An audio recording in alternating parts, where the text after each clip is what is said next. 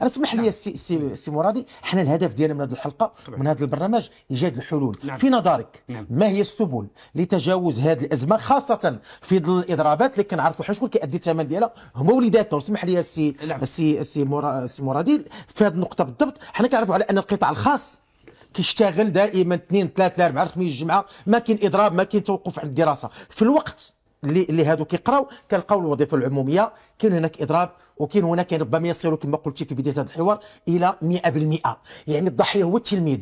في نظرك انت كاستاذ باحث في هذا المجال، شنو هي السبل، شنو المقترحات في نظرك انت من اجل الخروج من هذا النفق ديال الاضرابات الذي لن يخدم لا الحكومه ولا الشعب ولا الدوله بكاملها؟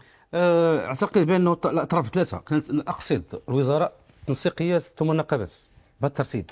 واسمح قاطعك، النقابات غنجيو لهذا المحور هذا، شنو مؤخرا البلاغات ديالهم وبداو في التراجع فيما يخص. غير باش نقول واش مطلوب، لان مطلوب معني المطلوب الخطوه المقبله والضروريه والواجبه للخروج من هذه الازمه هذه، معني بها هذه الاطراف الثلاثه.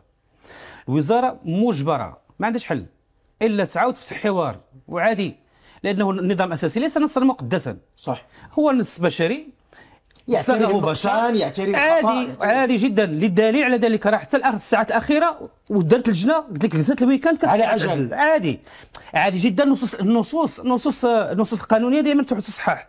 دليلي في هذا والاساسي ديال التشريع، المتخصصون في التشريع الدراسي يعرفون النظام الاساسي الحالي الذي تم اصداره في هذه المناسبه عنده واحد الطبيعه تشريعيه تدخل على انه قابل للتعديل في اي ببساطه.